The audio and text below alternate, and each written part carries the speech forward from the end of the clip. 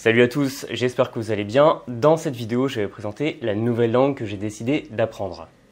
Alors, ça faisait très longtemps que j'avais pas appris de nouvelle langue, même une éternité. J'avais fait un peu d'hébreu quand j'étais allé en Israël en début 2020, donc juste avant le Covid. Mais après, c'est pas une langue que j'ai apprise avec beaucoup de sérieux, juste un petit peu les bases.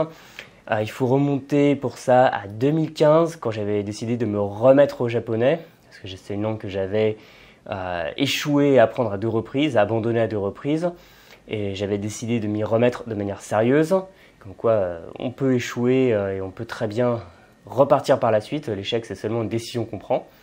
Mais pour trouver une langue totalement nouvelle que j'avais décidé d'apprendre auparavant, il faut remonter cette fois à 2013 avec l'italien. Je me souviens, c'était un 1er janvier, une sorte d'envie subite d'apprendre l'italien. Donc ça fait quasiment une dizaine d'années que je n'avais pas appris de nouvelles langues. Alors pourquoi j'avais décidé de ne pas en apprendre de nouvelles? Et bien, simplement parce que, étant formateur en apprentissage des langues, je suis convaincu que tout le monde, et oui même vous peut apprendre une langue étrangère, que c'est vraiment à la portée de tout le monde et qu'il n'y a absolument pas besoin d'avoir un talent, un don pour ça, mais ça prend du temps, ça demande de l'investissement. C'est une réalité qu'il faut un temps et un travail incompressible au quotidien pour y arriver. Et sachant très bien ça, j'avais décidé de ne pas me surcharger l'esprit avec une nouvelle langue, sachant que je fais plein d'autres choses par ailleurs. Et maintenant, ça fait en réalité quelques temps que je joue un peu avec une langue et que j'avais commencé à le faire il y a pratiquement 2 ans sur Duolingo pour faire un test de la nouvelle version de Duolingo, pour pouvoir vous parler de cette application qui a ses qualités, ses défauts que vous pouvez voir dans le test que j'en avais fait. Et à force, je me disais qu'il fallait peut-être qu'il faudrait que je m'y mette sérieusement un jour, qu'il faudrait que je passe au-delà de faire un petit exercice par jour, parce que je sais, sur Duolingo, on peut avoir des fiches explicatives, on peut avoir de la grammaire, et si on veut sérieusement s'y mettre, on en a la possibilité. Je ne l'ai pas fait parce que je n'avais pas cette envie, mais bon, c'est pas vraiment une toute nouvelle langue, mais c'est une langue que je vais commencer à apprendre de manière sérieuse, de manière structurée cette fois, avec toute la panoplie des outils que j'utilise au quotidien, que je vous recommande d'utiliser. Et cette langue, si vous me suivez depuis un moment, vous savez peut-être de quoi il s'agit du grec moderne. Et donc pourquoi le grec moderne? Tout simplement parce que c'est une langue que j'ai découverte sur le tard. J'avais aucune idée de à quoi ça ressemblait. C'est une langue que je trouve très agréable à l'oreille, très chantante. J'aime beaucoup l'écriture, l'alphabet grec que tout le monde connaît. C'est une langue aussi qui est associée à une histoire qui est hyper riche. On pense bien sûr à la Grèce antique, à l'Antiquité grecque, Athènes, Alexandre le Grand, etc. Mais pas uniquement, parce qu'il faut aussi savoir que pendant la période médiévale, la Grèce, centrée sur la ville de Constantinople, représentait l'Empire romain d'Orient. Donc on peut dire que jusqu'à la fin du Moyen-Âge et la prise de Constantinople par les Turcs, la Grèce était plus ou moins le centre de l'Empire romain. Après, il y a eu une histoire qui s'est poursuivie, l'indépendance grecque au XIXe siècle, l'histoire grecque moderne, contemporaine. C'est un pays qui est assez intéressant, avec pas mal de problématiques, pas mal de zones d'ombre, mais ce qui le rend aussi intéressant à visiter et à voir vivre. Alors, je vous ai présenté cette langue, vous savez maintenant que je vais apprendre le grec moderne. Il faut que je vous parle un petit peu du contexte dans lequel cet apprentissage va s'inscrire.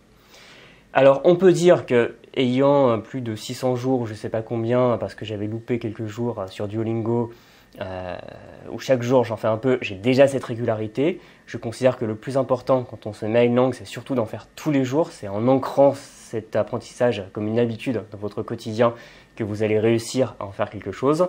Ça, je l'ai déjà, mais je vais quand même me lancer un petit défi. J'aime bien les défis, par exemple les défis de 30 jours pour commencer à apprendre une langue.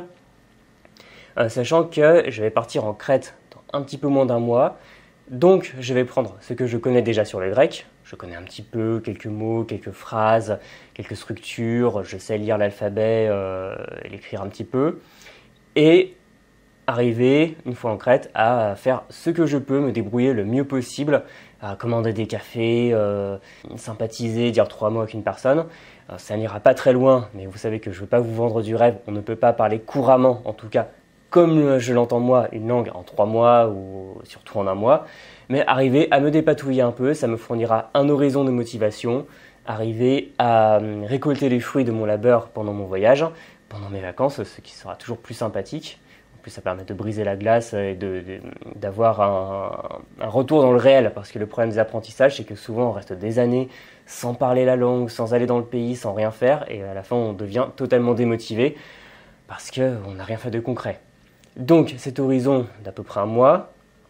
Et je vais commencer pendant quelques jours par rôder un peu cet apprentissage.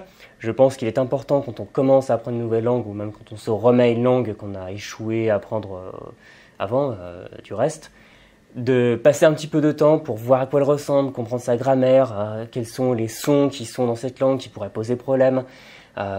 Voilà, tout ce genre de choses. Débroussailler un peu la langue, savoir dans quel terrain on est en train de mettre les pieds. Bon, pour être honnête avec vous, je connais l'alphabet grec, je sais à peu près comment ça se prononce, donc ce sera assez rapide, mais je pense qu'il est bon de mettre en place cet apprentissage pendant 1 ou 2 jours avant de passer vraiment à l'apprentissage en dur. Et ensuite, commencer avec des ressources. Alors, la première ressource que je vais utiliser, ça va être Assimil grec. Voilà, il est tout neuf, il n'est même pas déballé. Pourquoi Assimil? Bon, j'aime bien aussi l'idée de se prendre un coffret comme ça, c'est toujours gratifiant, on a l'impression de se faire un cadeau. C'est bien présenté, l'audio est généralement bon, les textes sont de qualité, ça fait une immersion. Et vu qu'il y a un format épisodique en leçon, ça permet de se faire une leçon par jour, par exemple. C'est très facile au début. Et de commencer à apprendre, se mettre dans le bain, écouter du grec. Il y a quelques petits exercices, quelques notes de grammaire qui sont pas inintéressants. Et ça va me permettre de commencer en essayant d'aller sur la leçon à peu près 30 par là pour mon voyage, pour avoir quelques bases. Avec ça, j'ai pris des livres supplémentaires que voici. Alors ça, c'est une grammaire du grec qu'on ne voit pas bien. Mini-grammaire du grec pour tous. Chez Ofris. Bon, j'ai trouvé ça à la Fnac, je ne sais pas vraiment ce que ça vaut, je l'ai feuilleté, ça m'avait l'air pas mal. J'aime bien avoir des grammaires, je sais que la grammaire fait peur à plein de gens, tout simplement parce que quand on commence une nouvelle langue avec une méthode comme Assimil, il y a des notes de grammaire, généralement c'est toutes les 7 leçons, voilà c'est ça dans Assimil.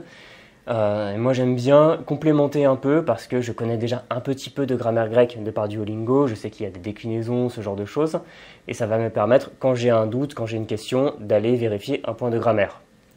Ensuite, ma compagne m'a très gentiment acheté le cahier d'exercices grec. Bon, c'est rigolo, à l'intérieur c'est très imagé, très illustré, très coloré. C'est marrant de faire ça pour les vacances parce que ça me donne l'impression que je vais faire un cahier de vacances comme quand j'étais à l'école primaire. Bon, c'est toujours un plus, ça permet d'avoir quelques exercices, des mises en application pour continuer à apprendre, développer ce qui est fait avec la méthode et voir si jamais j'ai des lacunes que je peux identifier. Ensuite, il y a d'autres ressources que je vais pouvoir éventuellement utiliser. Bon, on m'avait offert cette méthode à un événement de langue à Thessalonique, donc Fast Greek. Voilà, je ne connaissais pas. Alors, ça a l'air pas mal, mais moi, le problème que j'ai avec, c'est qu'il n'y a pas d'alphabet grec dedans, c'est-à-dire tout écrit en transcription latine. Ça me pose problème parce que c'est un peu comme apprendre à nager sans aller dans l'eau ou apprendre à conduire sans mettre les pieds dans une voiture. À un moment, il y a une langue qui a une écriture. Cette écriture, c'est l'alphabet grec pour le grec et point final. Et si on ne l'utilise pas, c'est quand même assez embêtant parce que c'est un boulet qu'on va traîner au pied au lieu de se lancer tout de suite dans l'écriture. Donc je verrai éventuellement, ça pourra compléter ou pas. Concernant les applications, je pense que je vais utiliser Anki, que vous connaissez très certainement. C'est une application que j'adore, que j'utilise absolument tous les jours pour mes autres langues, enfin en tout cas pour le japonais beaucoup, que j'ai modifié pour l'adapter à mes besoins, pour enrichir mes cartes mémoire. Si vous avez suivi mes formations, vous voyez de quoi je parle. Donc je vais l'utiliser à coup sûr, je vais voir comment précisément. Peut-être que je rajouterai un peu de Memrise, qui est une application qui est pas mal parce qu'elle a énormément de langues disponibles. On trouve parfois des fiches de vocabulaire, enfin des listes de vocabulaire à apprendre avec la prononciation. Si je trouve ça, ça mange pas de pain, ça pourra me permettre d'en écouter un peu. Il faut que ça reste assez succinct chaque jour parce qu'il ne faut pas passer énormément de temps sur le vocabulaire. Il faut quand même privilégier l'immersion et le vocabulaire vient ensuite comme révision. Ensuite, bon, je verrai pour les ressources audio, sachant que Assimil fournit déjà de l'audio de qualité.